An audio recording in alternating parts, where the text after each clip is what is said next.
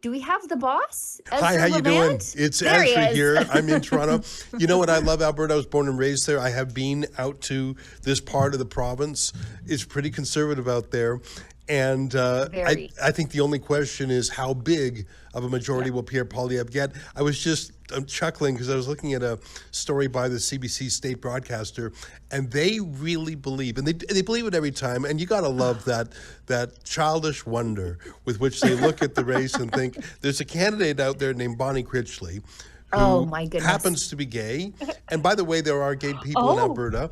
Calgary elected a gay mayor long before Toronto even talked about being progressive like that. My point is, it's no big deal in Alberta, but it's such an important part of the CBC's narrative. They actually think that Bonnie Critchley, an independent candidate who happens to be gay, has a real shot of winning, and she's a giant killer, and she's a dark horse, and she's going to come behind and do it. And you know what? It's pitiful, and it shows their bias, but it's sort of cute that they think that Alberta is anything but full of detestation towards the regime. And I don't know. I don't think there's going to be much to look for tonight other than the goofiness of the 214 names on the ballot, some of whom I've learned were former Elections Canada employees. So Isn't that something? Anyways, I don't want to take up all the time. I love these election night broadcasts. You guys are in the heart of the West, but I'm out here because I want to see how Pierre Poilievre does in his new home. Yeah, it's going to be something to see how he compares to Damien Keurig. I think he's the previous MP who I think will never have to buy another beer anywhere in Alberta if he ever walks into a pub. He stepped aside after winning his seat at first in 2019 with like 86% of the vote. He slipped a little in 2025 down to 83% of the vote. I wonder how close Poilievre is going to come to that. If you get all your news from the CBC or even to the great shame of the National Post too, but also the Tyee, they are all saying he's, Bonnie Critchley's the one up against the election meddling, and Bonnie Critchley is the one who's the hometown girl trying to make it big against this drop-in candidate from Ottawa named Pierre Poilievre. So we'll see. I think everybody's going to be disappointed tonight on the left. Let me just slip in one last comment, and then I'll cork it and let you guys do the talking. But you mentioned the Tyee. That's a hardcore left-wing magazine that was founded by San Francisco billionaires at the Tides Foundation. So it's sort of wackadoodle stuff. But their headline, I just got to read this headline. You have to. The military vet who could end Poilievre's political career. Her fight is daunting, but indie candidate Bonnie Critchley isn't one to back down. The military vet who could end Poilievre's political career. I am so excited that this San Francisco written story, maybe they understand Alberta better than I do, because I have been away for a while. Yeah, they know for sure. Michael Harris, by the way, the guy whose most famous tweet was, "Harper is lurking." That's right. After Harper resigned. That's the guy who wrote that. I don't know the last time that Michael Harris set foot in Alberta, but she's a darling. Bonnie Critchley, I should say, is a darling of the CBC. They had her on Power in Politics.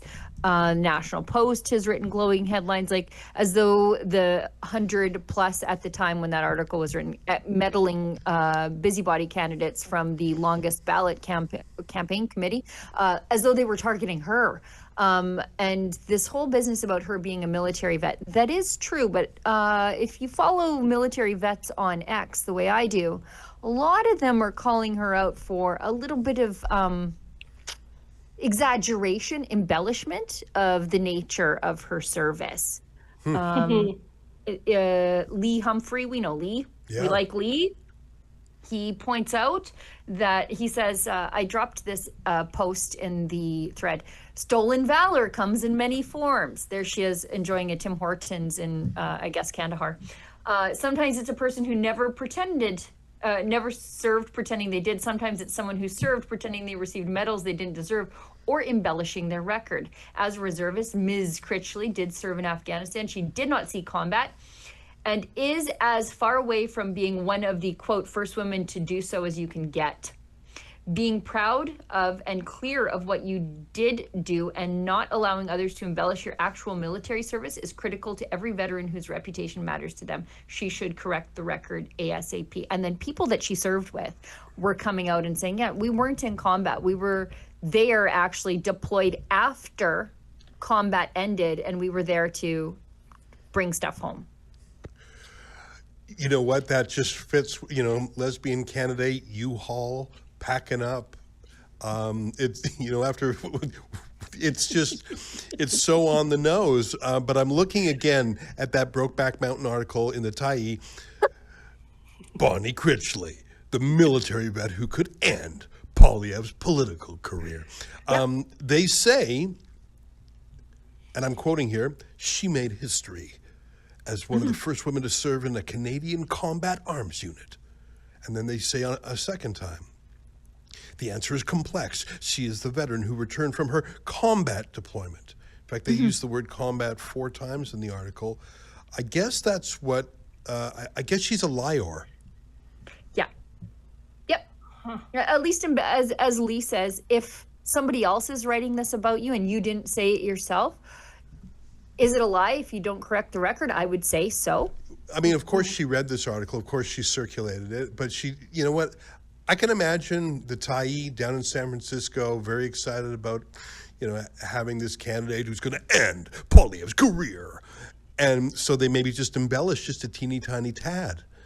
And you know what you do? You just send a quick note, hey guys, love the free article written in San Francisco. I know you guys are billionaires from the Tides Foundation, super grateful, but just dial it back a little bit. But she didn't do it because she loved the lie. Hey, there she is talking to my bald friend at the CBC. What does she have to say? I think that's her. That is her. Or is that Chantal Hébert? I'm not sure. But here, just put some volume up. I want to hear a little bit about what she has to say. It could be Coyne. We don't know. Yeah, it could be Andrew Coyne. They all look the same. Try to give the bald guy, Olivia, talking to Andrew Coyne there. My slogan, which isn't a slogan, it's simply the truth. This is our home. This is our riding. We just had an election and we spent all that money and we elected the candidate of our choice who promptly turned around and said, no, I don't want that mandate I asked you for. And we're spending another $2 million to vote in the angry guy from Ottawa who doesn't know jack about this area. He may have been born in Calgary, but he's from Ottawa. He hasn't been here. He hasn't lived here. And even if he had stayed in Calgary, this is a very different area than the urban centers he's used to. So I'm going to make a bet, you guys. I'm going to make a bet. You don't have to take it. I'm going to bet you that she gets single digits, even though she's been feted around the world. She's been the toast of the town. From the CBC to the Tyee, the entire political spectrum from A to B is behind Bonnie Critchley. They're excited. Tonight is the night. I bet you $1 that she's going to get single digits tonight. Yeah, she's also from Kelowna. I was just going to say, her slogan that's not a slogan doesn't make much sense when you put it in the context of she grew up in Kelowna, British Columbia, and only after retirement, which can't be that terribly long ago, can it? Moved to the Battle River-Crowfoot area with her family. So which is it, Bonnie? Is it your home or is it someone else's home that you're just sort of astroturfing into to run in this election? Like, which is it? Yeah, it's quite something. Yeah. Well, I'm excited about the night. Yeah. It's going to be really goofy with, the writing the name of the candidate. There's 214 candidates on the list, including some former staff from Elections Canada, which is really weird. You have to write the name. And if I was looking at the ballot correctly, and I just glanced at it, you have to do the last name and I think first name or first initials. I'm not sure if that's true. Like they got to count if you write Poilievre, which by the way is a hard name to spell. Mm-hmm. Precisely the point. I think there's going to be some shenanigans afoot because if you don't know how to spell Poilievre or Poilievre as he used to be known as Poilievre, You're not going to know how to spell it. I bet you ask 10 people to spell Poilievre, you'll get 5 different spellings. Well, and that's the point. And then that means that every single one of these ballots has to be examined for, for intent, as they say. Yeah, it's a very difficult name to spell. It's a very French spelt name in a very Anglo region of this country. But that was the intent of the longest ballot committee, which is just a busybody campaign of election meddlers, wherein Elections Canada didn't do anything about what they did in the last election, where they ran 90 plus candidates against Poilievre in his Ottawa-Carleton riding, and that worked. And Stéphane Perreault, who's the head of Elections Canada, didn't do anything, and now they're doing it again. And then instead of throwing out all these people who all have the same agent, financial agent, because it's real easy to identify the scam when you say, oh, all 200 of you, all of the same financial agent. Oh, so you're all in on the scam? Oh, you're fake candidates. We can get rid of you. They didn't do anything. And because they didn't want to print a ballot that was 7 feet long, now we've got to do write-ins. And I just sent the team in Toronto the signs around Battle River-Crowfoot now. So Poilievre has these signs out that show you how to write his name into the ballot. Yeah, like it is spelled P-O-I. Signs now. Those are lawn signs now. This is how you vote, because we don't get to do it the old-fashioned way. Elections Canada created this problem in the first place by not nipping the longest ballot committee in the bud.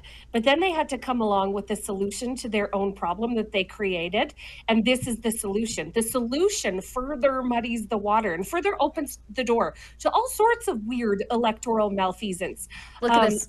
But then again, we know that, there it is. Yeah, there's the sign. That's out there in Tofield, I think. So funny, so good. But as we know, Elections Canada, as far as I guess delivering their mandate, goes, has spent more time and money on DEI initiatives than they have on securing elections in Canada, and this is just more evidence of it. We may not get result tonight. Like, it may take some time for them to scrutinize all of those many ballots that are going to be called into question. Yeah. I myself was investigated by Elections Canada for about 5 years. I was put through like 3 or 4 trials because I wrote a book in 2019 called 2019 called The Libranos. And we had lawn signs, and they hated those, and they said that was an election expense. So they spent an enormous amount of time prosecuting my book, investigating my book. They hired 2 senior RCMP vets for the case. And by the way, I'm not saying that we should suppress people who want to run, but I think that they should go out there, get the signatures in the district, maybe have some sort of resonance. Like, you have to have, I don't know. I don't want to bring in laws that would fix this problem but create 5 other problems. And we want people to have the right to run. But it's so, this is the equivalent of, on a website, sometimes you get something called a CAPTCHA, like it says, click on all the bicycles or click on all the bar. You have to do something to prove you're not a robot. You know what I mean? On some websites. That's what we need to do here. Show up and hand in. How about this? I'm coming up with one. You have to show up in the district and hand in your 50 or 100 nominations in person. I bet you $1 that of the 214 candidates, 190 of them have never even been in the district.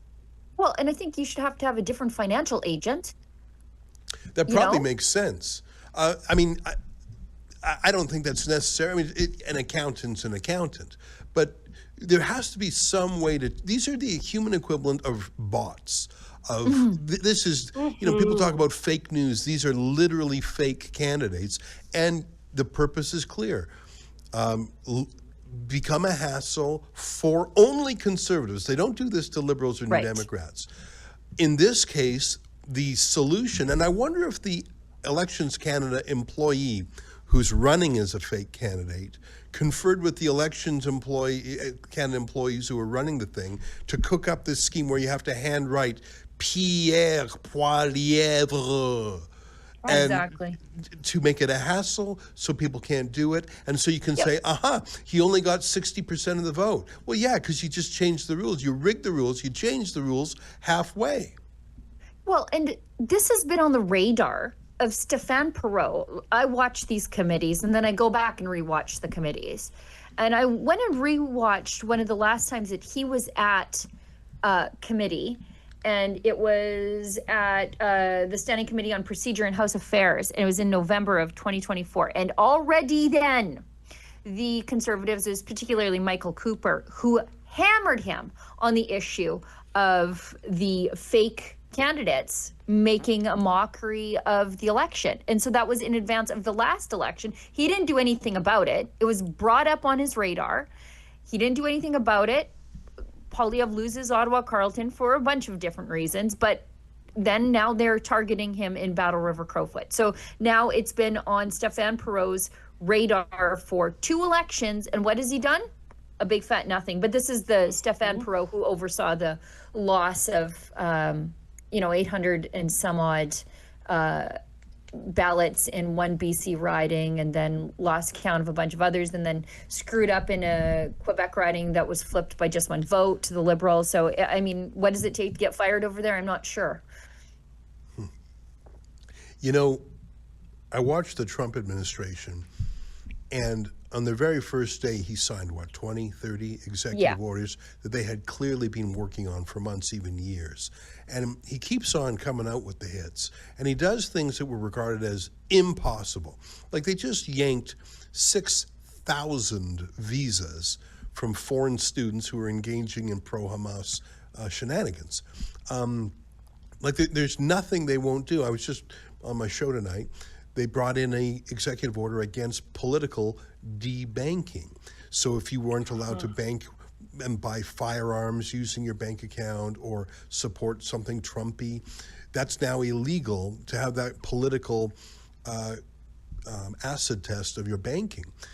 And the reason I say this is because you have to attack the entire system if you've got a chance. Because Stephen Harper was PM for 9 or 10 years, whatever it was, and he made some changes, but he didn't destroy the infrastructure of the bad guys. He didn't fundamentally reform anything. In fact, the CBC got bigger and stronger under his watch. The Senate, he basically handed it to Trudeau to pack. There were so many things he did not do. Whereas Trump, it's like he's a madman thinking he probably knows how many days he has left. He probably knows to the day. And he's using every lever of power to get everything done. It's like he knows he's got only a few hours. And in Canada, we've never had a Conservative Party do that. Trudeau, or not Trudeau, but his handlers, had that approach to politics.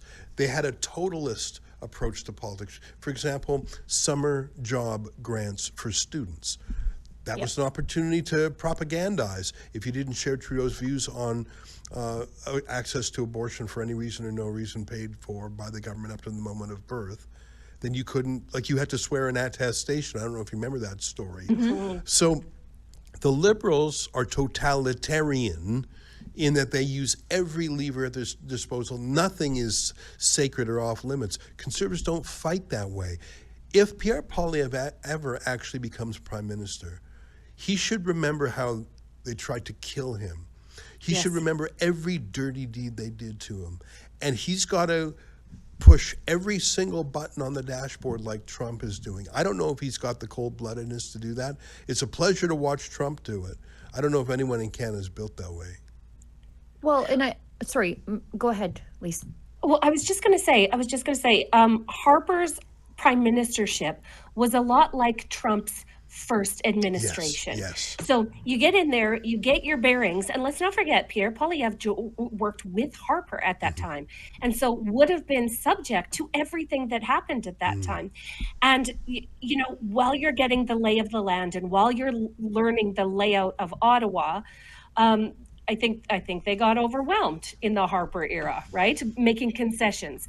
Pierre Poilievre's kick at the can for prime ministership should look a lot like Trump's second administration. Yeah. He's had the time to figure out that there are systemic rots that are happening inside Ottawa, and that he has to tackle them all at once, both on the economic side and on the social side, because I think that the Conservatives really, really avoided some of the more controversial social issues that are currently plaguing Canada. Mm-hmm. And if anything, I hope that Pierre Poilievre, if he should be so lucky to win tonight, should be on a Western Conservative trade mission back to Ottawa. He should be exporting Alberta values and injecting them straight into the heart of Ottawa, because that is what we truly need right now, is more Alberta, less Ottawa. So. Well, and I think if he's going to do it, he has to be Trumpy about it. You know how Trump is just signing executive orders and executive orders and executive orders from his first day in office? You have to take the stinger out of it right away, because the media, whether you move fast or move slow, what's the media going to say? What's the left going to say? The sky is falling. Everybody's going to lose their health care. And we're all going to boil because of climate change. And so you have to give the voters, the easily influenced voters, enough time before the next election to realize that those things happened. You still have access to your doctor. You didn't die in a boiling climate inferno. Everything's going to be fine. We stopped out of control immigration, and guess what? Yeah. You could still find people to work at the Tim Hortons. You have to give people a time to realize how badly they're being gaslit and lied to by the media before they cast their next ballot. Do it fast. You know, I have on my page the Elections Canada results for the election. Now, they don't start for 6 more minutes, so everyone's at 0. But what it is a list of all the names. And I tell you what, if this were a by-election to install Mark Carney or Justin Trudeau or some Liberal, and 200 spoilers, 200 human bots, 200 fake candidates, 200 interlopers, I put it to you, 90% of whom have never even set foot in the riding. Do you doubt that Mark Carney's CBC state broadcaster would have assigned 10 staff to contact every single name on this list and ask them questions like, have you ever been to the riding? Who set you up for this? What are the terms of the deal? If elected, what do you like? Will you even be there on election day? But whatever the questions are, who put you up to this? What is your history? Are you a union activist? Are you an activist? And like whatever the questions are, do you doubt that the CBC would have massacred these 200 fakes? Of course, that's what they would have done. Yeah, I mean, have you ever worked for Elections Canada? Do you work for the federal government? Any of those things? Sure. Are you a public service worker? Right. Yeah, right. Exactly that. Yeah. But no. You know what a joke. But Elections Canada is a joke. I mean, my God, everyone could see how the People's Republic of China was commandeering elections, and they were silent as a mouse. They were silent as a mouse as Han Dong bust in hundreds of children. Yeah. Well, it's 10:26 Eastern, which is 8:26 Mountain Time, which means in 4 minutes' time, the polls will close, and shortly thereafter, I think the results will start coming in. I don't know if there has been a special announcement saying they're going to need extra time. Wouldn't surprise me if they do. We will know who wins within minutes. I mean, I'll tell you right now, Pierre Poilievre's going to win. Right, for sure. So there you go. Our decision desk at 8:26 Mountain Time is pleased to announce that Pierre Poilievre has won. You can go ahead and tweet that. You know what? This is what it feels to be an Alberta voter, because they're always calling this for us in Toronto before we're even done voting.